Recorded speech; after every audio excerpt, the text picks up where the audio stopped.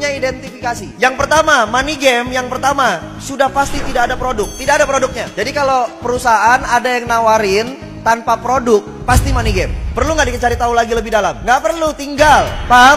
Ada produknya nggak? Nggak ada, sudah. Tinggal. Identifikasi yang kedua, ada produk tapi harganya selangit. Contoh, produknya harganya selangit itu dibandingkan sama produk-produk yang ada di pasaran. Contoh misalnya odol. Odol biasa beli Pepsodent berapa harganya? Goceng, ceban gitu ya. Nah ini ada perusahaan misalnya, dia punya produk odol juga. Harganya berapa? 50.000, 100.000. Apa kelebihannya? Pas sikat gigi, giginya jadi emas. Paham gak maksud saya nih? Jadi harganya terlalu berlebihan, terlalu jauh. Produknya misalnya air minum, air mineral. Air mineral biasanya berapa? 5.000. Ada nggak yang jual sampai 50.000? Itu money game, itu identifikasi money game. Yang ketiga, sebenarnya tidak ada produk tapi pura-pura ada produk. Biasanya sistemnya cicil atau tabung. Misalnya contoh, perusahaan itu menawarkan Anda produknya emas, tapi nanti dapat barangnya tahun depan. Jadi setiap bulan Anda taruh uang dulu. Perusahaan itu menawarkan travel, perjalanan umroh, perjalanan haji. Sifatnya tabung tiap bulan. Kapan dapatnya? Ntar 2 tahun lagi, ntar tahun depan. Nah itu hati-hati, itu money game. Pura-pura ada produk padahal produknya nggak tahu kapan adanya. Produknya nggak jelas. Paham? Dan ini udah banyak di masyarakat. Jadi 3 identifikasinya. Anda ketemu sama perusahaan seperti ini yang nggak ada produk atau produknya harganya selangit, atau nggak ada produk tapi pura-puranya ada produk dengan cara mencicil atau menabung. Sudah, tinggalkan. Itu bukan perusahaan yang benar. Paham?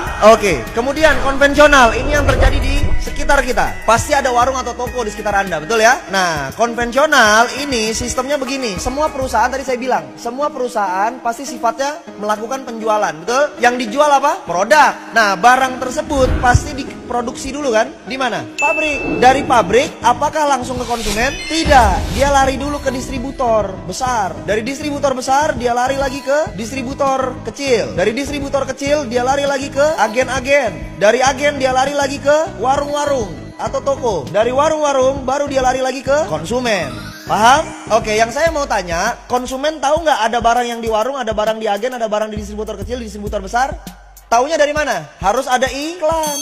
Bayar nggak iklan? Mahal nggak bayar iklan? Mahal, betul? Terus dari pabrik ke distributor besar, ada nggak biaya distribusinya? Ada biaya pengiriman? Ditambah harganya. Contoh misalnya ini harganya 2.000 dari sini, 2.000 perak. Sampai ke distributor besar, dari distributor ke distributor kecil, harganya tetap 2.000 atau berubah? Berubah jadi 4.000, betul? Dari ini ke sini, dari distributor kecil ke agen, berubah lagi jadi 6.000, 8.000 misalnya, betul? Dari agen ke warung, sudah nyampe angka 12.000. Dari agen ke warung, dari warung ke konsumen, harganya jadi 20.000. Paham nggak? Padahal modal awalnya berapa? Nah, kelebihan itu banyak dibagi-bagi. Menjadi jalur distribusi, menjadi jalur iklan, menjadi jalur marketing.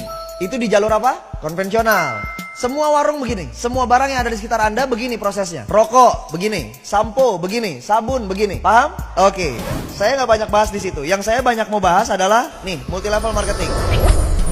Lalu kalau begitu, apa bang kelebihannya multi level marketing? Multi level marketing ini adalah perusahaan di mana barangnya tetap yang produksi pabrik. Dari pabrik lari ke distributor tunggal namanya. Itulah perusahaan multi level marketing. Dari distributor tunggal larinya kemana? Ke konsumen. Langsung. Loh, terus bang, kan konsumen ini kan member. Ya, dia member. Terus member biasanya tugasnya ngapain? Cerita, betul? Akhirnya ada orang yang gabung sama dia, betul ya? Berarti si konsumen ini bisa menciptakan konsumen yang lain ya? Artinya apa? Konsumen ini otomatis garis miring marketing. Berarti konsumen ini garis miring bintang iklan. Berarti konsumen ini garis miring apa? Distributor. Paham? Dari sini konsumen menciptakan konsumen lagi, menciptakan konsumen lagi. Harganya dari pabrik ke distributor tunggal, dari distributor tunggal ke konsumen, ke sini sama semua nggak? Sama. Jadi kelebihan dananya tadi, kelebihan dananya tadi itu dialirkannya kepada siapa? Kepada kita, karena Anda marketingnya, Anda distributornya, Anda bintang iklannya. Berarti kita yang dibayar mahal oleh perusahaan multi level marketing. Paham? Berarti Anda distributor kan? Berarti Anda keren nggak? Bergengsi apa tidak bergengsi? Bergengsi. Kenapa harus malu? Anda distributor loh. Distributor, kalau kalau toko-toko distributor itu yang gede, yang banyak stoknya banyak, yang barangnya banyak. Berarti modalnya gede nggak? Kalau kita di multi level marketing modalnya perlu gede nggak? Nggak perlu. Paham? Oke, satu kelebihan lagi yang saya mau bahas. Anda lihat, Anda perhatikan. Biasanya jumlah barang yang dimiliki konvensional dari pabrik, dia ngoper ke distributor besar ini biasanya bersyarat. Artinya paket besar. Anggap misalnya 10.000 piece. Begitu sampai turun ke distributor kecil, ini turun menjadi 2.000 piece. Dari sini turun ke agen misalnya 500. Ke warung-warung misalnya 100. Ada batasan jumlah barang yang dikirimin, stoknya. Berarti pertanyaan saya begini, si warung ini bisa nggak lebih kaya daripada agen? Nggak mungkin orang jualannya cuma 100 tiap hari. Agen jualannya 500 tiap hari. Mungkin nggak dia lebih kaya daripada ini? Tidak mungkin. Agen mungkin nggak lebih kaya daripada distributor kecil? Tidak mungkin. Distributor kecil mungkin nggak lebih kaya daripada distributor besar? Tidak mungkin. Betul? Oke. Sekarang saya mau tanya, multi level marketing. Si konsumen ini jual produk nggak? Jual. Produk siapa yang dijual? Produk perusahaan, bukan produk dia. Punya stok nggak masing-masing? Punya. Stok buat apa? Buat konsumsi, bukan buat dijual. Paham nggak? Stok yang dimiliki member yang bergabung itu adalah stok konsumsi, bukan stok untuk dijual. Yang dijual adalah produk perusahaan. Berarti ada batasan nggak stok barangnya? Tidak ada. Bisa nggak kejadiannya begini? Konsumen yang atas jual cuma 50, konsumen yang bawah jualnya 100. Bisa? Bisa. Siapa yang kaya? Ya dialah yang dapat untung banyak. Yang ini cuma jual atu. Berarti yang lebih kaya yang mana? Yang bawah. Tadi ada kalimat kan? MLM adalah bisnis yang memperkaya yang di...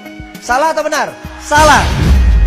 Karena justru multi level marketing lah yang melawan konsep bisnis memperkaya yang di atas. Kalau konvensional udah pasti yang atas yang lebih kaya. Kerja di kantor udah pasti yang atas yang lebih kaya. Gaji staff sama manajer gede mana? Berarti itu yang memperkaya yang di atas. Kalau multi level marketing tidak memperkaya yang di atas sama sekali. Oke, berarti